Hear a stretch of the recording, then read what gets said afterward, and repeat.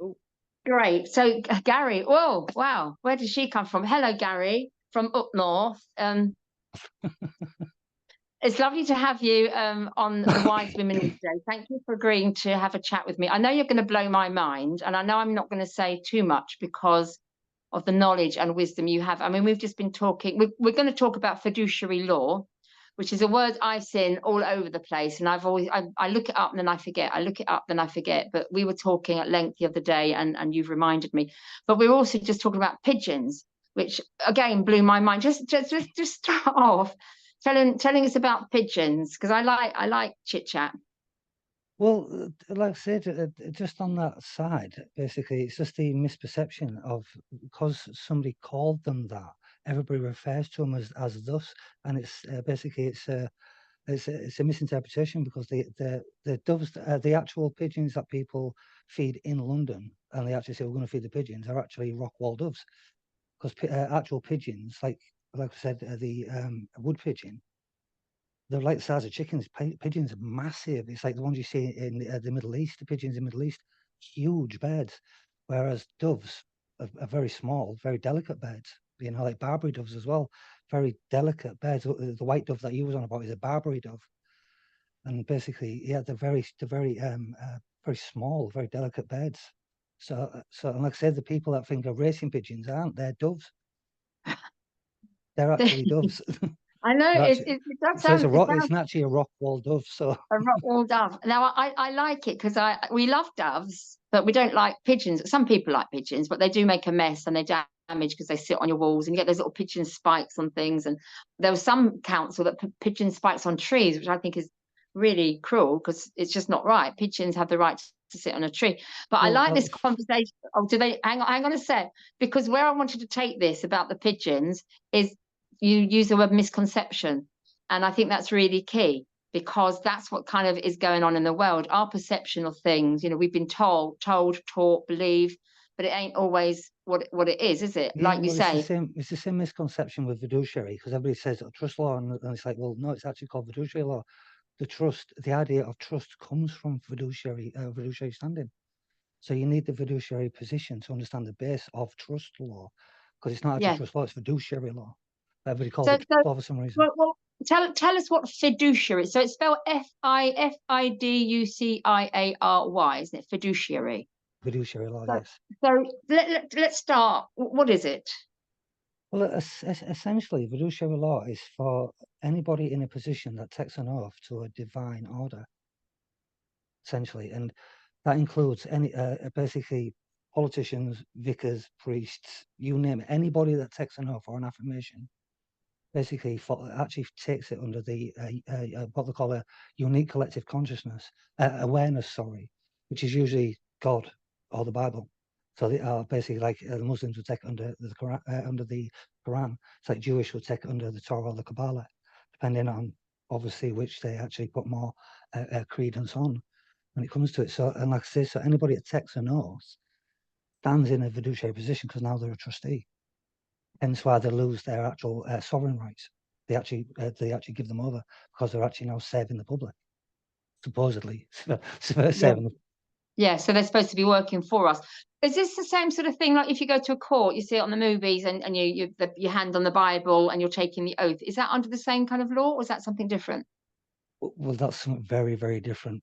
Okay, we'll leave that then, because I don't want to. Well, no, because Oh, it comes into a similar type of thing, because you are taking an oath, but it's the reason they get you to stand in that position with one hand on the Bible and one hand raised. Where have you seen that? Where have you seen that gesture before? Oh, One hand up and one hand down. The devil on the devil pentagram. One hand's up, coagulation, and basically yes, and basically solve. One hand up, one hand down, just like you do in the courtroom. One hand on the Bible, one hand raised. Oh, you give me the. It's a Masonic gesture. You have given me the. It's a Masonic gesture. Oh. But that's where maritime law comes in, you see, because they're actually using semaphore, which is movements of the hands, just like they would in flags on ship. That's why you do that. It's a type of semaphore to show the gesture. And it's like it's taken from.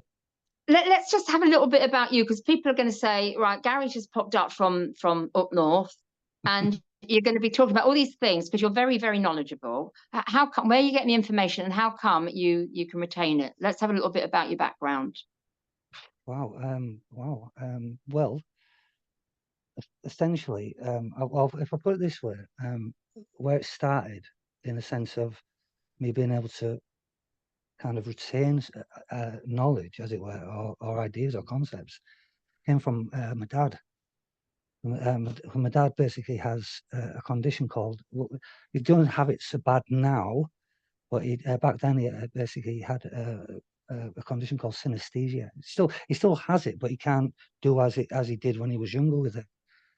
But basically, my dad basically could work out pi, basically an equation of pi in his head, and basically because of the synesthesia he had, basically, well, he's still got, but he doesn't really do it anymore. But he'd take one part of the equation there, and it would present as a color in his mind. Then he'd take the other part of the equation, and that'd be another color in his mind. And what he'd do is mix the colors together, and then he'd get the answer. And he taught me how to do that. So actually symbolize like mathematics into colors, and actually outcomes of the colors was just basically the two colors mixed together, which is usually in mathematics how it works, because you're just heaping numbers together. So when you heap numbers together, it's just like adding green and yellow together. You know what I mean? And getting basically, green and blue together. Sorry, no, is it blue and yellow to get green? Sorry. Blue, yeah, So I'm just trying to. I'm yeah, going back to the art. yeah, I The was just art trying to class remember my there. primary. I was trying to remember my primary colours then. Yeah. But like say, blue and yellow, basically putting the actual blue and yellow together to make green. But It's the he's doing that same, with numbers. but you could do that with numbers, yeah. But he taught me how to do it. So when I was growing up, I became a prodigy in maths, because guess what? Guess what? The timetable is actually it's color coded, isn't it? The times table. You ever seen a times table at school? It was color coded. What And was it it? was I thought it was just all black. That's how no, my no, memory is. it was actually color coded, and basically the color codes on it showed you Euclidean numbers, square numbers, integers. It showed you all of the actual patterns of numbers in the sense of their outcomes, because it can't. If you say 2 times 2 is 4, it's never going to be different. It's always going to be the same. So you can actually assign it a color, and that's what it was on the times table. There was assigned colors, So and are basically, you? and because my dad saw numbers as colors, he taught me how to basically learn numbers. But then I could do all information that way. So I So could actually start does retaining it. that mean every number has the same color, or the way No, we? no, no, no. No. Basically, it's just a representation of the number itself. And I'm not, because the one when I was in primary school, yeah, we had in the maths class a massive times table on the wall, because our maths teacher would have a roulette wheel and spin it. Wherever the ball went, you had that number. You went up and did your times table, but you had to do it with your back with your back to it. So you went through it, and everybody could check it off to see if it was right. But there was in color. So basically, only 1 times would be in one color, 2 times would be one color, 3 times would be one color, 4 times up down to 12. Yeah. So they'd all be different colors, and then they'd show on the times table itself where the integers were, because they'd be set off in different colors. Then they'd show you Euclidean numbers, square numbers, literally all the numbers you could think of all exist in the times table. And that's how I learned about basic maths, how Okay. math worked. And then I could do that with all other information, because when information is delivered to you, it's delivered to you in patches like that. So I just assigned it literally colours with a highlighter pen. And then basically I Wow. could Okay. retain it. I It's could kind of retain it. I'm not. I was never good at maths, and I know why now, because it totally confused me. But this is how your mind works. So what did come out of that? What you just said though is the fact we've been indoctrinated. You know, calling the kid Exactly. up, back to the wall, repeat, repeat, repeat, and it's just Repeat, like, yeah. yeah, Yeah, it's so recall no and repeat. creativity. Yeah, Yeah, it's just no, no. essentially, there's no Mm, creativity in the sense of mm, learning. mm, Well, I was mm. lucky, because it's like, I know in my primary school, because I was seen as prodigy, I was actually given, because this is the other misconception as well in education, where everybody goes, oh, SEN basically only exists where they have a difficulty. It's like, no, they don't. It's like, what? And I goes, on the other end of that distribution, on the third standard deviation here, like, yeah, Their class is SEN as well. It's like, why? It goes, because they have a special educational need, because they're gifted and talented. So they need extra work. So they have an educational need, which is special to them. That's SEN, mate. And they're like, Yeah. I thought it was gifted and talented. It's like, no, they're SEN. This is why bloomers usually fall back into the normal, the first or second distribution, the standard deviation within that distribution, because they're not getting extra work. So the ones that are doing badly end up in the normal group, and the ones that are blooming here, that are called bloomers, Yeah. end up going back into the distribution, Yeah. because they don't get any extra work, because they're seen as gifted and talented, not SEN, even though they are SEN, because they have a special educational need, like I did, because Yeah. they used to send away to the local high school, basically Putnam High, for my work. And it's like, by the time I was 14, I'd finished all of the GCSE curriculum. I mean, all of it, and maths, English, science, art, history, because I did history instead of geography. But I did do Right, geography okay. up to my third year. But like I said, I So, preferred so history. you're a prodigy. You're pretty bright. Very, you But know, it you was just retain. more being able to actually Yeah. take the So yeah, information in and catalogue it, and then just yeah. what I have now, which I learned from Darren Brown, was how to actually create a memory palace. So you actually have, if you start off with one room, put all the information pertaining to that concept in that room, then you start another room and you fill it up, start another room, fill it up. By the end of it, like I have now, I can walk through the corridors in my brain to find information. Well, it Thanks for sounds that. odd. I know it sounds odd, but I can No, actually. but it's amazing. It's a memory palace. I like that, and it's the connectivity, and I like it. But I mean, any subject I ask you, you just come out like a Wikipediapedia. You just you have it. So Well, yeah, because I'm walking through the corridors. So that's what I'm saying. yeah, So, and it's and like, then I know I did once, which I wish I didn't do, because then they drove me insane. But I put myself a test to myself to make all the information that I had in my head connect up. So what I did is opened all the doors and basically let all the papers just spin. did you get a headache? No, I actually basically the first time I did that was at uni. Right. I got to a point where my brain became so saturated I couldn't even listen to people talk to me, because I knew they were saying things, but I did not know what they were saying, because I couldn't take it in. I literally couldn't take in any more information. And I've done that 3 times in my life, and I'm not going to do it again. No. I'm not Well, doing it. it's interesting because I see our conversation is going a little bit. I'm trying to keep it on track, but I can't, because I find it so fascinating. Because we also, before we started recording this, we're talking about meditation. Because I want to say to you, oh, maybe, you know, to clear your mind, maybe you need to sit and meditate. And then you just say, well, there's no such thing as meditation. Well, no, there's not a case of no such thing as meditation. It's the outcome of the meditative process. So it's not a Yeah. case of meditation, but meditative state, which comes from the understanding of recollection. And like I said in basically when I was talking before we went live, essentially that when it comes to the recollection side, if I was doing guided meditation and I said to somebody, I want you to imagine yourself on a boat in the middle of a lake, and you're actually slowly padding your hands on the water, each one of those aspects they have to recall. And if they haven't, like I said, if they've never done it before, they have to imagine what that would be like. So therefore, they're going through this process of recollection. Because even in imagination, you've got to recollect something that's close to it. So in your imagination, you can then expand upon that idea. Just like any idea that we have in our mind, we have to first have some sense of, how can we say, a prototype to base it off, so we can have some type of subtype, in our thought to focus on. So like I said Mm, before, there has to be a principle for the attribute basically to exist. You have to have the yeah. recollection so you can have the meditative state. Yeah.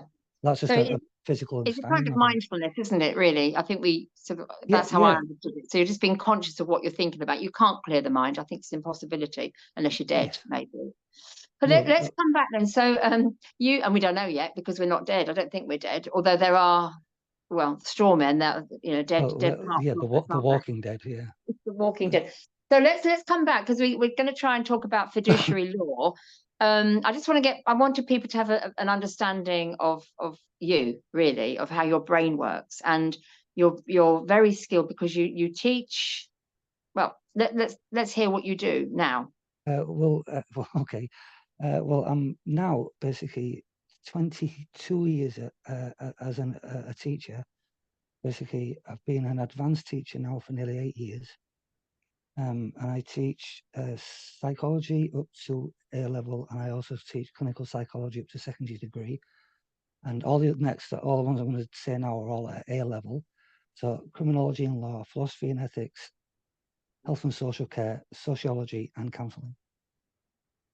So they're the ones that I teach, but they're at A level. Right. But I can teach clinical psychology up to secondary degree. Yeah. So you know your stuff. I just wanted people to get an idea that you know your stuff. You're not some random bloke that I picked up off the street to have a chat with, because you're up north and I'm down south. Oh, So definitely not. No, this isn't Snapchat or anything like that. no. And I have to really focus because you blow my mind with what you tell me. So tell us a little bit about you. We've said about the fiduciary law is when you take your oath. Why did you want to talk more about this? Because what's going on in the world at the moment, especially let's focus on the UK with, the common law. There's a lot of people coming up saying, I'm a common, I'm standing under common law. I'm a living man. I'm a living woman. What is happening? And Well, I how will can say though, this help? I would just say on the common law side that, and some that everybody has to be aware of, that when they take the oath to the common law, they're in a fiduciary position, firstly, but they're also under another type of voluntary servitude, because the only privileges under common law, there are no rights. The only privileges, and the only privileges are there because you claim them. And that's how I say, so you have to declare the privilege. And like I say, and this is what happens with fiduciary law. This is how the banks have got us all basically under strawman, is under fiduciary, because they stand as trustees to us. The bank stands as a trustee. It's like Westminster, and this is another one. I know, as we talked about that, the only way they can do it is under some sense of unique collective awareness, in the sense of our government have done it under God and then the king, which is an office of monarchy, by the way. So you've got divine office, then you've got the office of monarchy. And basically, them two positions are actually fiduciary positions. One of them, basically, the religious office that lasts 1,080 years. The office of monarchy basically can last up to 100 years, depending on the reign of that monarch. Because obviously, you look at Queen Victoria, she went on for decades. I mean, decades. It's like, look at Queen Elizabeth II. Decades she went on. Like I say, but like I say, they then took that as basically their structure for Parliament itself. Okay, and then in the actual Parliament side of it, and this is what people need to remember, that the reason that our politicians are called ministers, and this is from fiduciary law as well, the mendicant minister, essentially is because the Westminster Assembly is not called the Westminster Assembly, it's called the Westminster Church Assembly, and it's basically through a religious fund from the Presbyterian Church in Scotland, hence why Scotland has its own assembly, and it's all done through fiduciary law. That's the grounding for it all, because they all take an oath. So, because the king, when he goes into that office, he recited 3 separate oaths. Basically, one to the people, one to the office, and one to the government. And now he's in a fiduciary position, hence why government can still keep going. But unfortunately, in 1825, the Bank of England actually, because the Union of Crowns went bankrupt based in 1814, the Bank of England, obviously a European banking cartel, bought the patent for the crown, so they actually took over the office of monarchy, and they then administrated it, and then officially started being administration since 1825. Hence why England still pays £100 million a year for every monarch, because they're a trust fund kid. That's why we pay for them, because they're trust fund kids. And under the trust, that person that's in that trust has to be kept in the same manner of lifestyle that they've been accustomed to. Hence why they get so much, hence why we get so little when we become ward to state. Because we have to beg, because apply means to beg. So we have to beg for money from the trust, where he gets it as a trust fund kid that's got the Cestacare use, not the Cestacare fee trust, but the Cestacare use of the trust. So we're under the trust. Basically, the bank is our trustee, essentially. Like I say, so everybody, it's like the Chancellor Exchequer. You know, the Chancellor Exchequer that sits in number 11 is chosen by the Bank of England. Not chosen by the people; it's chosen by the Bank of England. Why? Because he's dealing with the Treasury. And everybody talks about the HMRC. And it's like, why are you talking about HMRC? You want to talk about the TMRC, because that's the Treasury. And the Treasury basically is in Jersey. And it's the Abbey National Treasury account. I've actually got my SSKV account. I've actually got all the details to my accounts. And I've actually talked to the Abbey National Treasury accounts in Jersey, and they've confirmed that they exist. So I know the SSKV trust exists because I've actually got a blog where I've shown basically people how to get the actual account numbers from their birth certificates and national insurance number. And then actually it's not, that's the SSKV trust, which is the Abbey National Treasury account. But basically, we can't get access to that because everybody goes, oh, I'm going to shut the trust down. It's like, you can't take control of that trust and then shut it down. You know why you can't? Because you didn't open it. Your money didn't open that. Only thing you're entitled to is the profit and the accumulated interest from the beginning of the trust. But you can't have the initial amount because that initial amount you never owned it. That's why the trust is just in your name, but you never own it. And everybody goes, oh, that's why you can't get into it. It's like, no, you can, but you've got to firstly show that you're alive. You've got to actually prove it. You've got to prove to the bank that you're alive. And you've got to get your statement of live birth, because that's what actually created the birth certificate in the first place. So if you can get your statement of live birth from the NHS, which is the first document that the midwife actually creates, because the midwife gives you it, like I say, and then from that document, your parents go to the actual general registry office to register your birth with that statement of live birth. Hence why you become dead on that birth certificate, because you was alive then but dead now. And there's an exchange of documents at that time, yeah? Yeah, so they take all the details off that because they're notified from the Midwives Association that there's been a live birth and not a stillbirth. Because if you get that, then it'll be a record of a statement of basically stillbirth instead of live birth. And then they're notified of that. And that's what creates the certificate. But that's why you're dead there and you're alive here. So if you can get the statement of live birth and get it notarized, basically, and then witnessed, then you can actually cancel your birth certificate. So what happens to these statements of live? Because that's what they're seen as the order of manifest. So it's basically But what happens? Sorry, the certificate of manifest. Where does the live birth certificate go from the midwife? What happens to those? They bin them? It's in your NHS file. It's the first document that makes up your NHS file. So we have access to these. We could get hold of them. That's very easily. It's like, well, it's not very easily, but it's just because I'm still having trouble getting out of mine because of my age. And they said because of the hospital I was born in, it has been demolished 15 years after I was born in there. They say all the records have gone. I was like, well, no, because all the records have been moved to the archive in Hull, basically the actual in the town hall. I know they would have been, and by now they'd be digitized or on microfilm. Be one of them. Yeah. So there will be record of that. And if the NHS have still got my record, then the NHS must have my statement of live birth. And if they haven't, I go back to the Midwives Association and say, I need you to make out another copy of this because it's been lost. And it's the only people. Because it's like I've actually got a form 206 of proof of life form, and I had it signed by my doctor to prove I was alive. Well, they wouldn't accept it. And was your doctor happy to do that? Yeah, it cost me 25 quid, but basically the banks won't accept it. I've actually said Abbey National Treasury accounts won't accept it. They won't allow me to use that document to basically claim the interest and the profit from that account. I can't claim the original amount. No, but anything else. But they don't want to give you any money, do they? So that's why they're not going to. But the thing is, it's not that they don't want to give you any money. They can't give you that original amount. No, but the profit, like you say, or the interest that you could get. Yeah, the profit and interest. But they don't want to give that to you either. If you can, you've just got to prove to the banks essentially that you are alive. But you've done that. You've got your document. You've jumped up and down and said, "Here I am." Well, no, they wouldn't accept the proof of life document. They said they want a statement of live birth. They will only accept it from the midwife's certificate. Yeah, because that is the certificate of manifest. Yeah, that's when you arrive. Yeah, the promissory note that's based on the manifest is the stock that they're now trading on. But the actual manifest, the certificate of manifest, is you manifesting.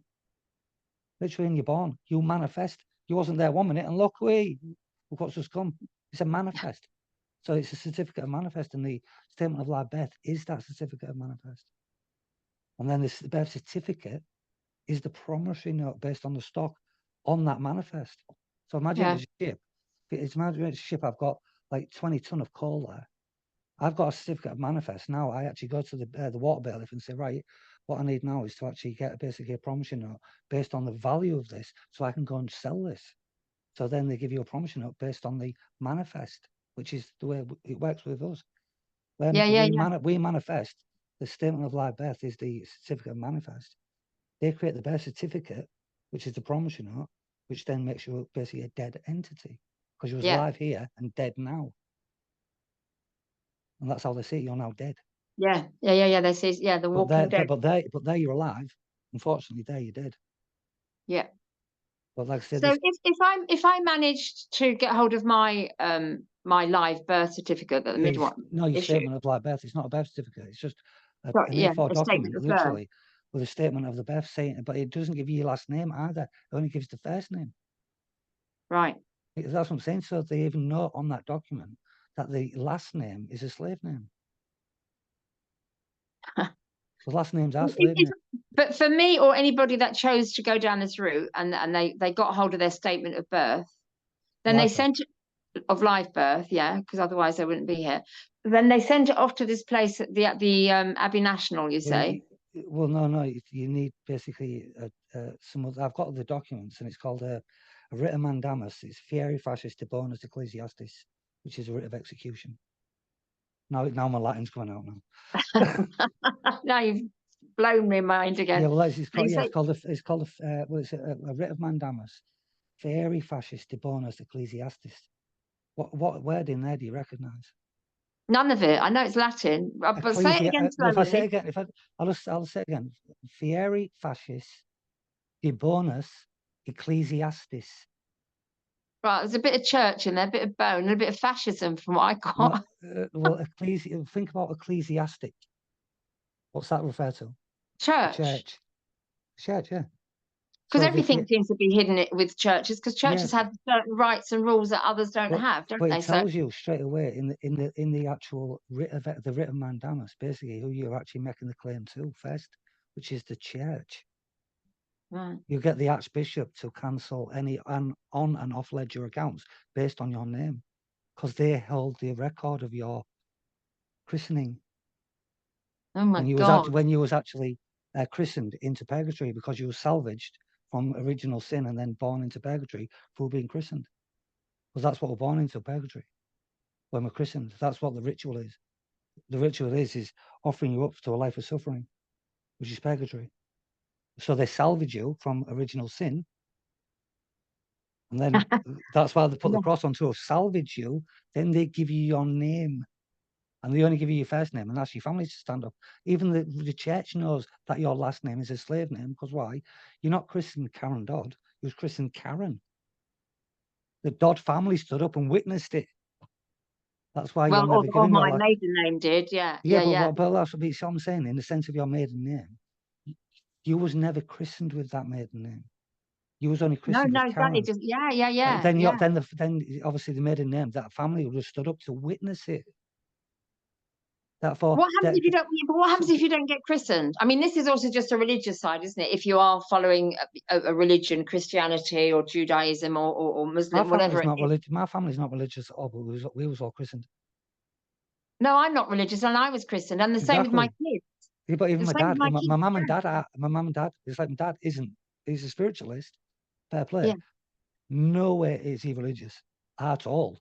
I mean, at all. My mum, she couldn't care less for it. But they still got me christened. They still had all their children christened.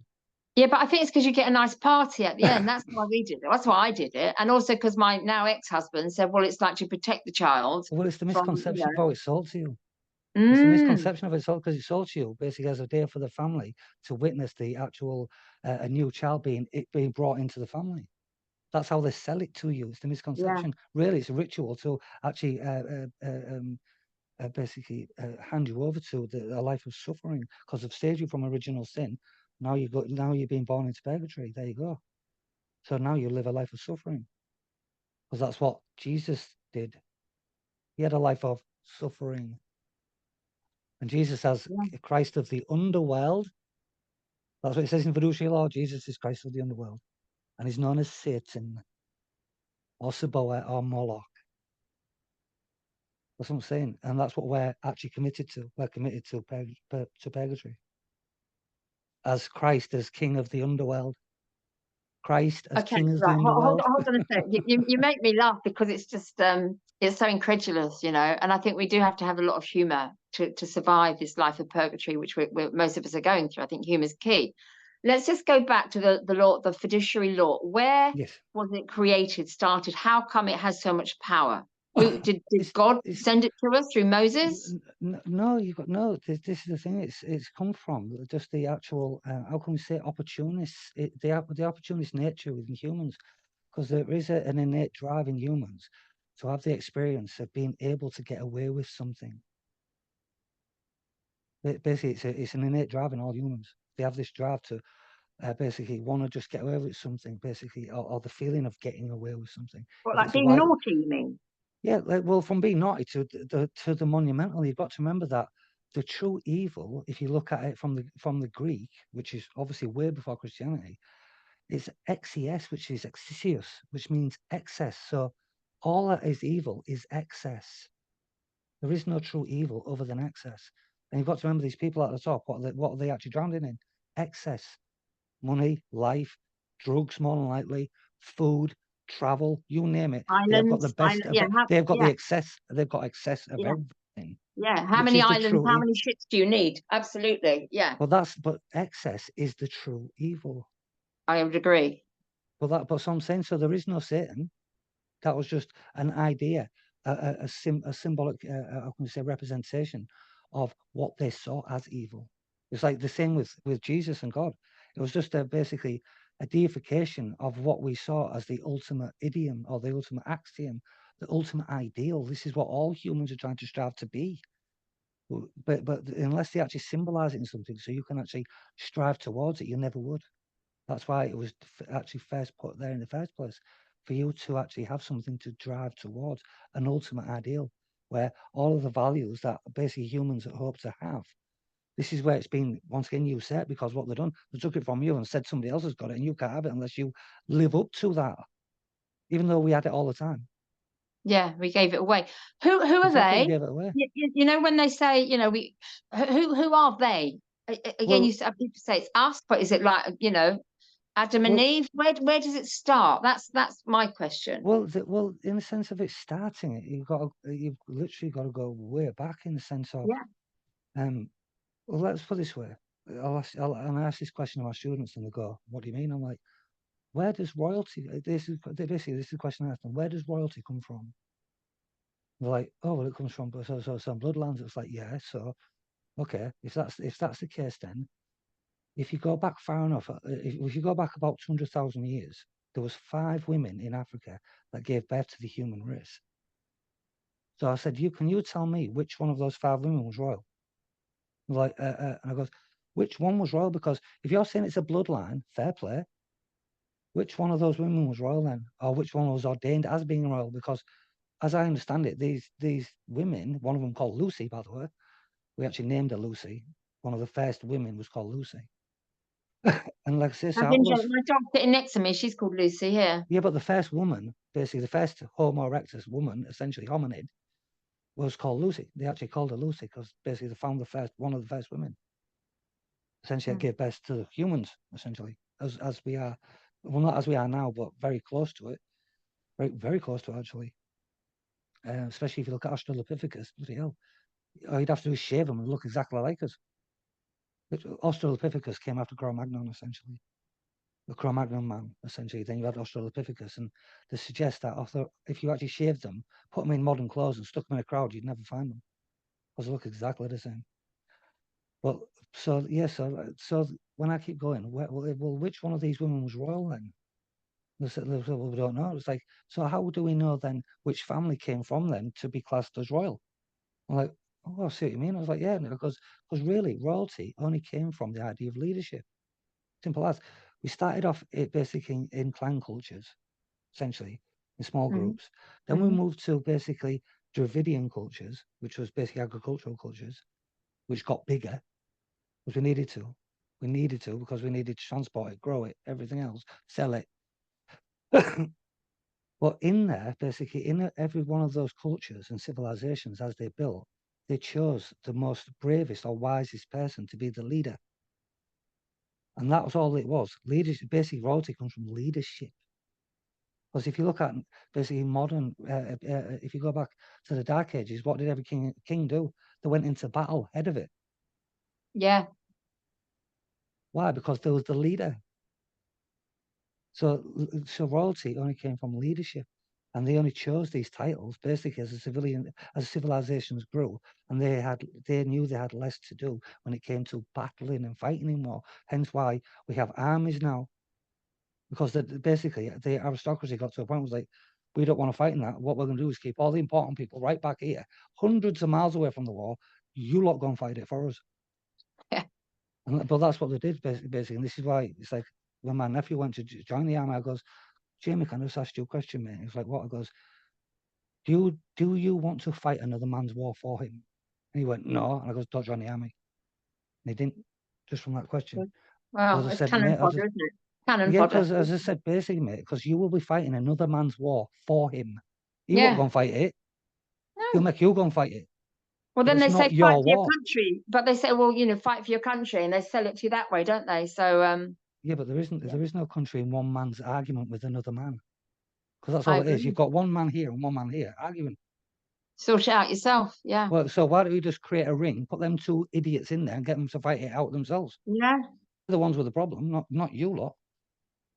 But They've just made you believe that because he's your leader, you have to go and fight basically for him, because basically his disagreement is your disagreement, which is how they do it. This is how they get it in elections, same way. Make you believe that these values and these ideas are the ideas that you've always wanted, which is the bait and switch, and then they never stick to anything they said they're going to do, which has been happening since bloody Roman times. That literally for every Roman tribune, even put it in their own policy that you couldn't kill them if they did out wrong, even if it was seriously wrong. It was sacrilege to kill them. Why? Because they took an oath to a higher basically office, which is where then they had to create a higher office, which was God. So it was just basically a unique collective awareness. But if you think about it, when I say there is about, from approximate calculations, about 3,600 people that control this planet. And 13 of them. 3,600. Yes. Well, you've got to remember, how many people do you think control this country? Well, a handful, really. 650. That's it. 650 people control this whole actual country. So these are the politicians, yeah, that we But it's not elect. just, but you've got to remember they're taking orders from another unique collective awareness, which is the basic Freemasons, Illuminati. That's what I'm saying. So they have a unique collective awareness about something that they all agree on. It's like, put it this way, it's like I saw something else this morning which just proved my point about basically about unique collective awarenesses, which I said to one of the lads I work with in Wakefield, I goes, how do you think that the Muslims in London have now got their own housing, their own police force, their own courts, basically, and their own church service? I said, how do you think they've been able to do that and take over 20% of London? He was like, why? And I goes, because they have a unique collective awareness under Islam. They all agree to it. They all agree to Sharia law, and they all agree to Islam, and they all agree to the 120 lessons of Muhammad, because that's what the Quran actually is. 120 lessons of Muhammad. Why? Because he was basically a warmonger. He was basically a warlord. That's what he was. Illiterate as well, which makes you think, how did he actually write down the Quran when he's illiterate? And he was basically started out as a sheep farmer too. But like I say, but they've actually been able to do that. Why? Because first they had the actual mosques, essentially, which creates dominion, because you need to create dominion. And then in that dominion, everybody has to agree to the same ideology, which is a unique collective awareness. This is why Britain's losing. This is why we lose, because we ain't got one. So I'm saying, because we don't actually subscribe to God, so we don't have a unique collective awareness that we all can share. This is why I'm trying to teach everybody about fiduciary law, because If everybody had an understanding of fiduciary law, that as soon as you take an oath, you are in a trustee position and you give away your rights, but you have certain responsibilities and duties, and you're protected by that. Then, like I said, then basically when it comes to I'm losing my earphones now. So when it comes to anybody, like say taking an oath, basically like to a higher office, basically like God, you're the trustee of that information now. So you've got to then be like a priest would be, or a vicar would be. They're one of Jesus's mates now. So basically they're now in a trustee position.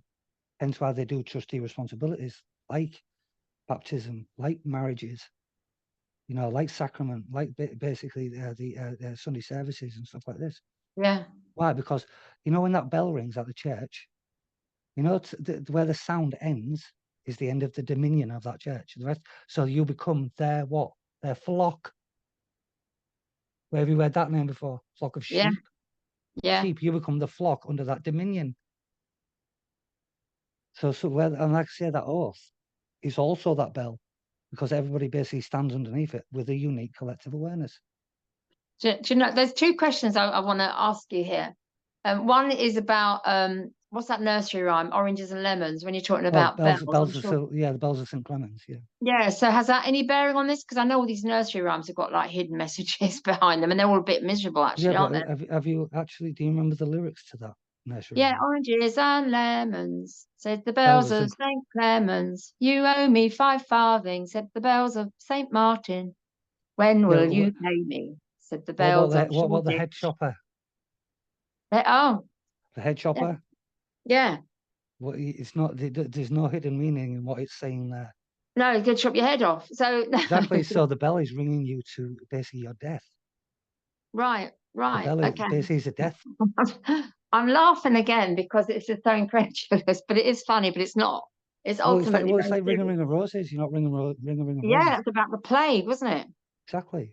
A tissue, and which we just had. And what was that one about the baby in the tree? The baby, something, the baby will fall down. When the bell breaks, the baby will fall. Yeah. Don't know what that one's baby about. Cradle and all. Yeah. Yeah, that'd be a bit miserable. Rockabye baby. Yeah. Rockabye baby. And we're singing these to our little. Yeah, we're singing them to our offspring. That was one thing. So okay, off with his head. Get that. But going back a little bit, I just want to go back because you said Muhammad was illiterate. How do you know? How do you know? Were you there? Did you see that he couldn't write? How do we know these things? Because you might be just giving us porky pies as other people have told us. No, that's actually been documented, basically. It's been documented. Literally, that's been documented that he was actually illiterate, essentially. He could not read I'm sure it has, but I thought I'd just ask because people are going to say, when you're making such bold statements. No, that's all been documented, basically. Yeah, it's like I'm sure there are hundreds of YouTube videos that actually prove it. Trust me. All you've got to do is look at the life of Muhammad before he actually became a prophet, and then you'll see basically that he was literally a illiterate warlord that basically started out as basically herding sheep. That's how he started out his life. Right, good old sheep again. Back to the sheep. And prophet, even that's making me wonder what that's about. When you're a prophet, I mean, Well, Jesus, but in Islam, Jesus was a prophet. He wasn't anything divine. He was just a prophet. Right, but was he profiting? That's what I'm thinking. All this, the way the words have all been switched over. I know it's spelled differently. Yeah, well, if you look at that sense, though, if you look at the Bible in that sense of a financial document, essentially, Jesus was the prophet of man, the actual true prophet of man, in the sense of this is the things that we should actually embody so we can profit in life. So in a sense, if you're looking at it from that point of view, definitely, yeah. Because for me, you can see the Bible in so many different ways. Because I've got a 17th century Bible in there, which has got the Old and New Testament in it. And literally, it's our family Bible. Yeah. Even though we're not religious, it's been in our family since 1700s. And like I say, when I've read through interesting, isn't it? The same thing. I know we like to pick these things. Well, I know my basically my actual ancestors were religious. I know that. Well, because it's like we had a politician in our family, basically way back, and we had a cousin basically in the 90s, Robert Steele, who was actually our cousin, and he was a politician as well. but like I say, every time I've read the Bible, or I've read any basically religious scripture, it always returns back to either a biological understanding, a financial understanding, or literal spiritual understanding, depending on how you read it. It's all down to interpretation. But I've read it so many bloody times, and I don't know why I keep reading it. But I do. And like I say, and every time I look at it, it's like, well, this is just going on. What I know as human, when they're created, how that works, and that's depicting every step as I know it under health and social care, as I do under the biological understanding of how humans are created. It's like most people don't know that when the egg, basically the ovum, is fertilized, at the moment of fertilization, there is a flash of light. It's called a zinc flash. But that, when you actually see that, what does it say in the Bible? Let there be light. At the start of creation, which is just like at the start of creation of the ovum when it's fertilized. That is the start of creation. At the start of creation, there was light. Yeah. So you can actually, it says you can read it in so many different ways, but you don't have to read it in a religious sense. Yeah. You know what I mean? It's only those that are devout to the misinterpretation of the Bible that stick to the Jesus and God thing, because it even says in the fiduciary law, they actually said, I'll even bring this up. I'll read it out to you so you can hear this. Yeah. Under science, we've only got a few more minutes before we get to the hour, and it needs to be under the hour. Okay. But we can come back and do another one, because you fascinate me with all your stuff. You called it the zinc flash, yeah? Let there be light. A zinc flash, yeah, essentially, yeah. And who named it the zinc flash? I'm always questioning. Oh no, basically it's because there's a zinc flash is because of the actual how can I say this? The actual components of the egg and the sperm itself. So the zinc, the commodity of zinc. There's zinc associated, because you've got to remember as well in the ovum. Yeah. Okay. Okay, that's fine. That's fine. Yeah, I get that. That's well, I was going to say about the polarization of the ovum depends on whether you get a boy or a girl. So you can have a positive or negative or neutral. If it's neutral, you can have a boy or a girl. If it's positive, remember it's a boy, and if it's negative, it's a girl, if I remember correctly. Yeah. But it certainly depends on the polarization of the egg as well. Depends on whether you get a boy or a girl. Everybody goes, oh, men met girls and women met boys. It's like, no, they don't. It comes down to the polarization of the egg at the time, depending on what you get. Well, I thought it was also because I had two boys and then I wanted a pink one. So I thought it was to do with the time of ovulation and the time of conception, because of the way the boy sperm goes really quick, so that you let the boy sperm go off, and then when they die out, the girls come along, like the tortoise and the hare. So she comes along slowly, and then you create the pink version. That worked for me. Well, yeah, well, it obviously makes, in the sense of the chain of reasoning behind it, definitely. Yeah, definitely. The timing. But what you just but the timing comes down, like I say, but all you're saying in timing is the timing of the polarization. Yeah. So you're saying the same thing, but you're just saying the timing. So you've got to time the polarization right to get the child that you're after. Yeah. Essentially, that's how it works. What were you going to read? You were going to read something out. Oh, sorry. Yeah. I'm just trying to remember this now, because we're just talking about it, so I forgot what I was going to show you. I was going to read out to you. Okay. Because the other thing, I mean, this is another big question. I like big questions, and because it's just a chat, isn't it? All we're just doing is chatting. So the Bible and all these scriptures, I always, I love Bibles, I love books, although I'm packing them all up now because I'm moving house, but I love books. I've got loads of Bibles. And when all this stuff kicked off 4 years ago, I went and bought a load of Bible and issued them to my kids. They thought I was bonkers, which I think anyway. And a couple of them returned them, but I said, we'll just have them. They're just nice books to have, and put them under your pillow or for protection or whatever. I've never really read it. I've gone in and read bits and bobs and just turned a page and what have you. But I always think, well, who wrote the Bible? Again, and how it's been translated so much. So some people are following the words of the Bible, but why? When it's written by strangers that have been translated and bits of it have been taken out. And yeah, that's ecumenical politics, by the way. It's called ecumenical politics when it comes to what's been taken out of the Bible. And there was a reason it was taken out. It was like, here's one story from the Council of Nicaea, who actually wrote the Bible as we know it today, basically the Council of Nicaea. They actually had an argument, basically, did angels have wings or not? And how they decided was Jacob's ladder. Oh. And what happens at Jacob's ladder? In his dream, the angels descended up and down a ladder. They couldn't have had wings. Hence why angels don't have wings in the Oh, Bible. That's why they don't. because they're climbing the ladder. Because because the Council of Nicaea had read through the scripture and went, well, it says here in basically in Jacob's dream Yeah. that angels descended from a Yeah. ladder. Yeah. So they didn't fly. They So used they the didn't ladder. fly down, they used a ladder No. to descend from heaven. You don't So think they therefore were they just couldn't have had resting wings. their wings? So they couldn't have had wings, because why would they actually need a ladder to descend from heaven if they had wings? To have a wing break? No? Possibly. No, They might have what? had wings. They might just chosen to use the ladder. But Or that, is that again but metaphoric? once again, but that was the ecumenical politic of should angels have wings or not. So it was decided. It was like Jesus' divinity wasn't decided until 400 years after his death, supposed death anyway. So it was decided. It was never self-evident. Never self-evident. So all this stuff about him being worshipped on the cross is bullshit, because it wasn't self-evident at the time. Otherwise, Right, it wouldn't 400 years have. after. Yeah, 400 years after, at the Council of Nicaea, they decided whether he was divine or not. Like they Wow. decided whether angels had wings or not. This is why you know it's bullshit, because they had to decide these things.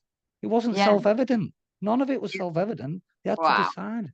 Hence why when I read it, it's just I read it with that same content, because it's just like why is it that in the Bible, basically Jesus' life goes from 18 to 30, but you don't get them missing 18 years?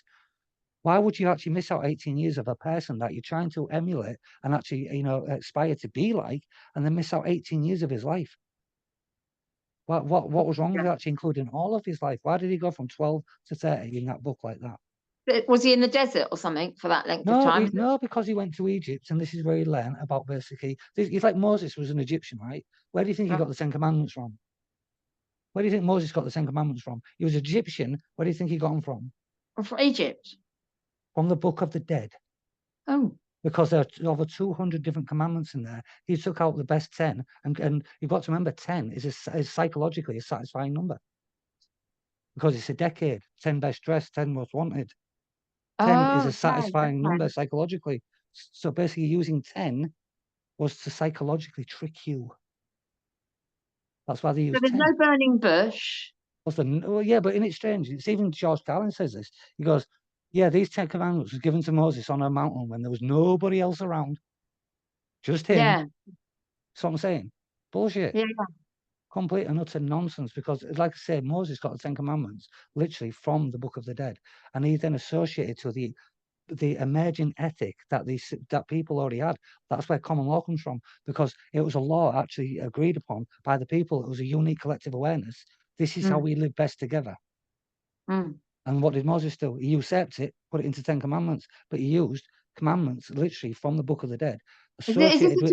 the Tibetan Book of the Dead are you talking about, or just No, another the Egyptian Book of the Dead. Egyptian Book of the Dead? Yeah, yeah. Do you know there was one?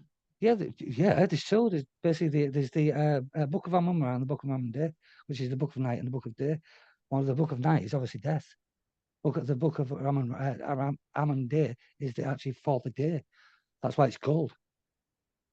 So he's taken this book and he's picked out his 10 faves, and then we all have to live by them. No, but Really no, nice he hadn't just picked his 10 favorites. What he's done is he's studied, because what did Moses do? He looked down on Sodom and Gomorrah and he saw what was wrong, didn't he? Apparently. Yeah. So what was he doing? He was looking at the ethics of these people, and going, right, what we need is this, and this.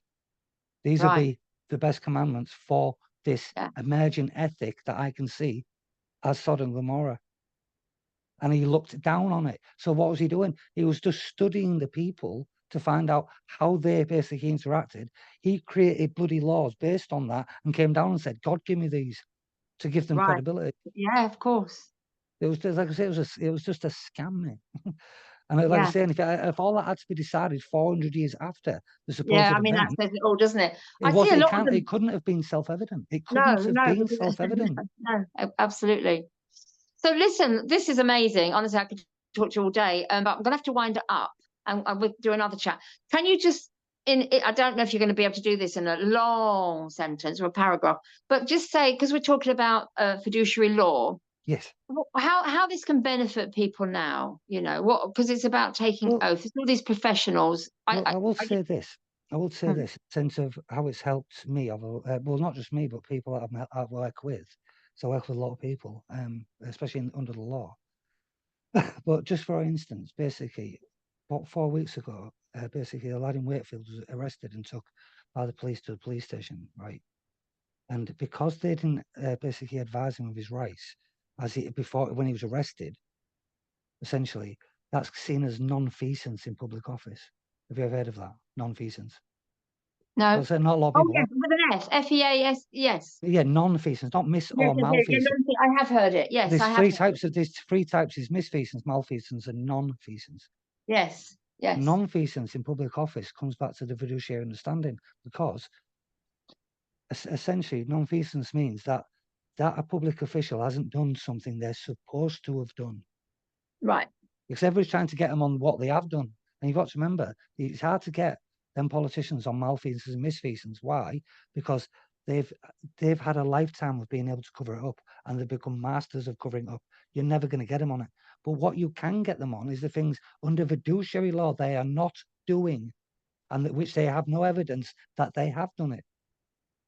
So basically, it's like, this is how I got this kid released from basically police custody. I said to him literally on the phone, to his counsel, I said, ask them, did they advise him of his rights before he was arrested? It was like, no. And I said, basically, did they also tell this person that they are a corporate entity, basically, and they're operating under PITCOM 233? And basically, that is their registered business address and a company house number. And it was like, no. And I said, they've just committed non-feasance in public office. They need to release you right now. Guess what happened 10 minutes later? He walked out. That's how strong And fiduciary law. no comeback, nothing. They're not chasing it. That's done and done. No. He got he basically let go. It's all right. Yeah. You know what I mean? We can't do Yeah. much because, like I say, but that understanding comes from fiduciary law, because you understand the fiduciary position and what they're supposed to be doing, Yeah. which they're not, even though they're supposed to. That's their roles and responsibilities and duties of that role as a trustee, if you're sitting in public Is office. it as simple, Gary, is when you've seen all these videos over the last few years, when the police come up and try and arrest you or whatever, and then that person, that living person says, living man or living woman will say, are you under your oath? Is this the same sort of thing we're talking about? Is it as simple as that? Yeah, Are you basically, standing under your oath? you can ask, yeah, because you've got to remember that every person under common law is personally responsible for their actions. Yes. So that means that officer basically is also responsible for their individual action. Personally, not hiding behind the uniform. Yeah, exactly. You can get them in their personal capacity as well as their professional capacity. Yeah. Yeah, and especially if you actually ask them for their oath and they won't give you it.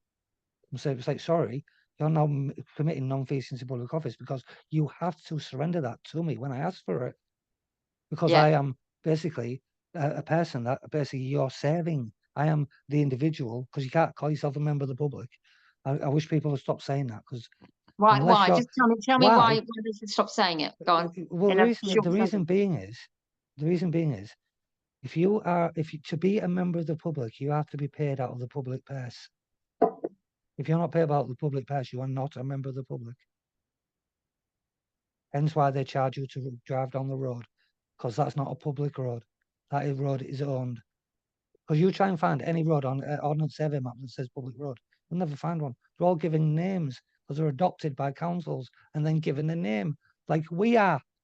Yeah. We're given a name, so then they can usurp you. Just like I said.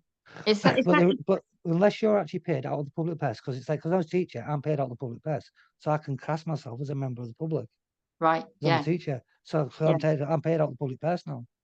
But unless you are paid out of the public purse, you are not a member of the public. Yeah. So people say I'm a member of the public. No, you're not.